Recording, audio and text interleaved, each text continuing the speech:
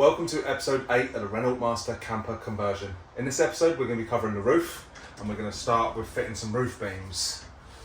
So the struts are at a slight angle, so I've cut my beams at an angle and there's a little bit of a curve on the edge of this one, so I've curved it a little bit as well so I can get maximum surface area to fix on. Once you've got a nice fit in there, then you just put it up there and you can scribe it in with a pencil and then cut it with a jigsaw. Once I've cut this one, I'm going to use this as a template to make the back one, because I obviously can't do that with the back one because there's no strut there.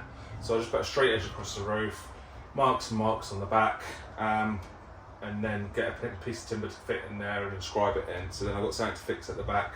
The reason I'm putting timbers in and not fixing straight to the struts is because the struts are just fiberglass in this roof, and I also want to nail it. So even if it was metal, it's not going to work. I don't want loads of screws because they don't really look great to see a load of screws, so we use nails so you can barely see them.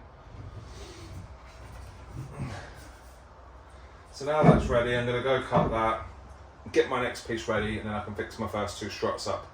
One important note for when cutting with a jigsaw is because we've now angled this front but the bottom's still flat, we want to set up the jigsaw to the same angle as the circular saw. That was 5 degrees in my case, so I've set the jigsaw to 5 degrees.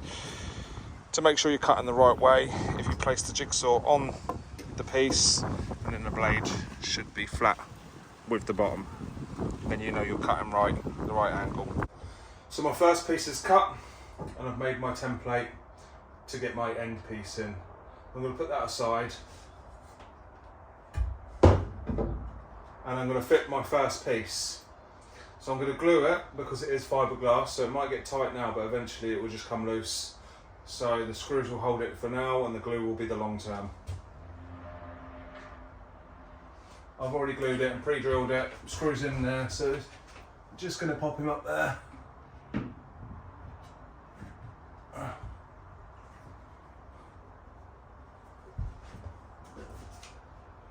And then tighten up these screws.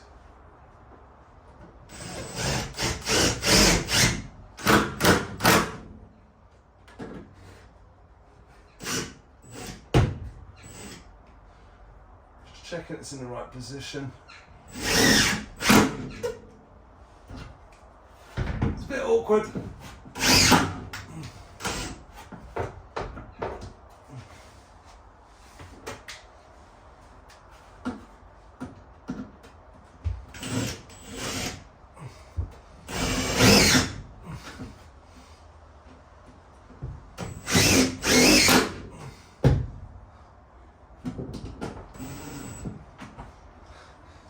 And that's that first rail fixed, so we're going to do the same process for the rest of them. The back one is going to be slightly different. The back's also curved that way, so I'm going to try and shape it into the back. Probably going to glue it on and then I'll put some noggins going that way to hold it in place, because I can't screw it because I don't want to go through the fiberglass and outside. So yeah, I'll figure that out as I get to it. But yeah, I'm just going to carry on with this now. So I've got a couple more of these rails done. This one you can't see this one. I need to get these two in so I can create the timbers for the fan, and then I can drill a hole through with this one at the back here.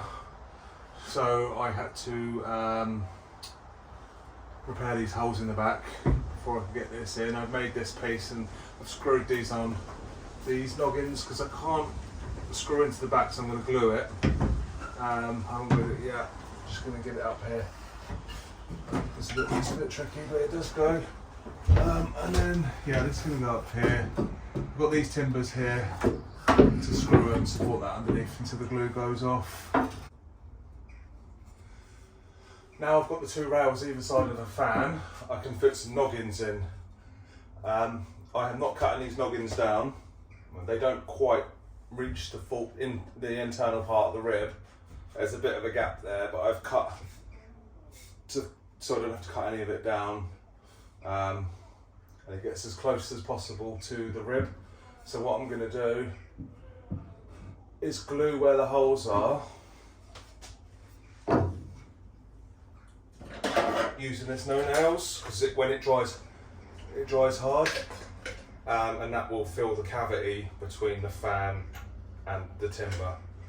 The reason I'm doing that is because I don't want the screws to pull the roof down and distort it a bit. So if there's something solid in between there, that's going to stop that doing that and help seal it in as well.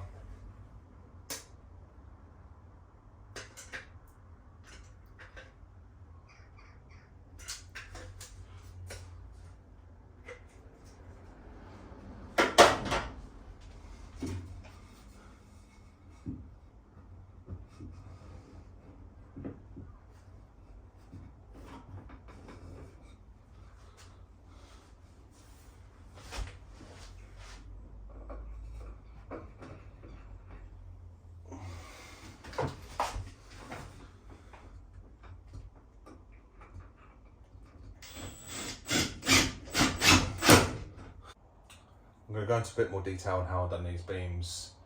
All of them are pretty much the same, apart from the ends are different. Some are curved like that, some are straight, and then some are rounded. This is the first one I done. The rear one was slightly different, but the curve in the roof is the same. It was just how I fitted it was different. I kind of explained that anyway. And this one was different. So I've done it the same technique and tried to fit it, and I didn't check it first. But what I found, and I think it's actually square, and it's this bit here that's angled down because the roof goes down. It's angled. I had a right nightmare with it. It was tight against here originally, but I kept playing in it and trying to get it to fit and figuring out what was wrong with it until I eventually realised what was going on. But I've near made it, so it's just a tack sealing too. It's fine. It's a bit rough, but it's fine. Anyway, how we do these. So I'm cutting them to 135, the longest ones, and then I'll be cutting these curves on so I can get it up there. I'm not really measuring the curves, I'm just doing it by eye. I'm not too fussed about that really. And I'm going to centre it, mark my centre line, and then I'm going to mark these two joints. Once I've got these two joints, I know that from the bottom of this strut to the top to the ceiling is about 50 millimetres. So I'm going to measure from the bottom to there, 50 mil, from there to there, 50 mil, and then I'm going to measure from this line here, 160 mil, and then I'll cross both the lines. I'll show you in a minute. Before I cut them, I'm going to put my angle on, which is about 7 degrees, and I'll also show you how to do that with the track saw. So this is what I just explained. That's the joint in the struts. So that's where I marked up 50 millimetres, and then from this line I marked 160, and then I joined them together and carried on all the way through. Done that on both sides. Now I need to cut the angle, so it's going to be easier to cut with the full length. So it doesn't need to be exact, it's about 10 millimetres. That probably is 10 millimetres.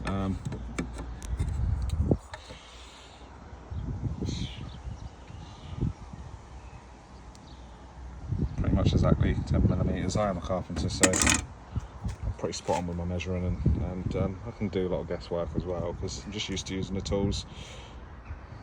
So now I've got my line all the way down. I'm putting another beam there because I'm going to use a track saw. I did try and do this with a circular saw, my little Makita, and I've tried cutting angles before with a circular saw, but I did actually do the first one with the circular saw. It was just so rough and so difficult. And the circular saw couldn't really handle it because it's only 18 volts cutting that deep, so I had to cut it in a few cuts. It was just a nightmare, so I just got the track saw, it's easier. Then I'm going to lay my track on like that, just next to the line, and my track saw set up to 7 degrees.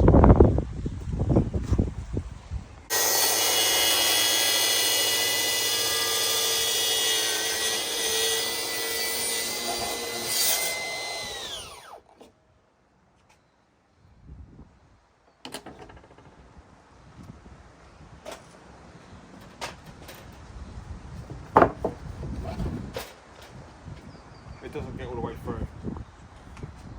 Just cut the end, cut the last bit. It's only a couple of millimetres.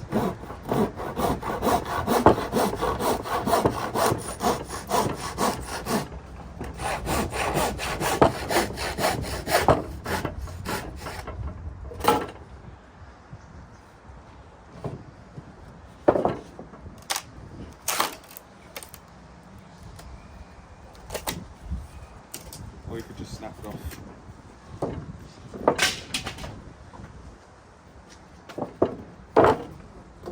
Cut first because the curve for the saw didn't go all the way through there. It did here. Just plain knock it off.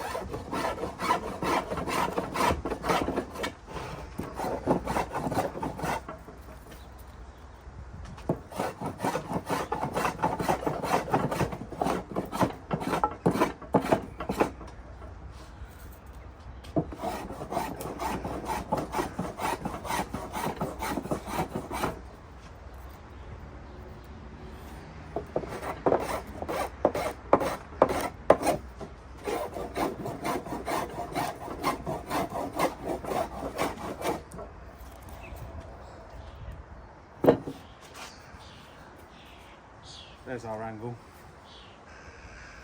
After we cut our angle on the back and the angle on the top, we're going to do some back angles. So the line we drew earlier, we're going to follow around here. This is the joint in the roof strut, and then we're going to mark 10mm back from the back edge, from the angled edge here, and then just cut that on both sides, and then that will fit against the struts for you to be able to scribe the arch in. Before we can fit it in to scribe it, we just need to plane it here a little bit and around here. So I've just planed that in, so it's a bit rounded on there, just helps to get it tighter in there. The reason I had to angle that was because this edge is angled and I just cut it straight from the back. Could have probably done it from the top, but it's too much messing around trying to figure it out. So I've just done that. Didn't take me too long to do it. Now I'm going to just do the other side, and if you can see it, so the angle is there, so I'm just going to bring that out and so it's all flush. So now my piece is shaped to fit in. We've got one final cut, so now I can push that in there, line up my centre mark, but it fits pretty good for the gaps at the end there, but it's nothing really, nothing to worry about. Now we can scribe to the shape of the roof strut. And then obviously remembering to set up your jigsaw to 7 degrees. Because we want to keep this edge straight with this, and the reason we want to do that is, well, it's not going to nail right, it might deform the board a bit, but we've got to put noggins in between here. So I've got to have a wall here, so I need noggins to fix the wall to. And then the fan will be over here again, so I'm going to want to put noggins down the side of that. And probably not here, but some of them I'm going to put a centre noggin in, so the roof isn't flapping too much, because I'm going to use maybe a 3.6 board. Just keep the weight down. And the height, we don't want to lose too much height. So I'm going to cut this beam now. I did show you how to angle the jigsaw in the previous video. I don't need to video me cutting the beam. I'm sure you know how to do that.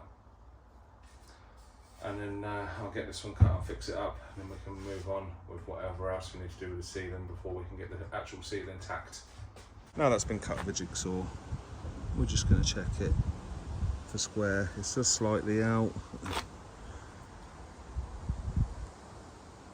It's hard to see, but we're just going to fine tune it now and just plane it along the edge. This jigsaws are renowned for cutting wonky. We've set it up wonky, but the blade bends as it cuts.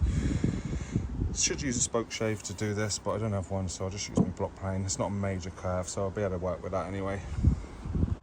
So now it's shaped, we're just going to check it against it and see if it needs adjusting a little bit.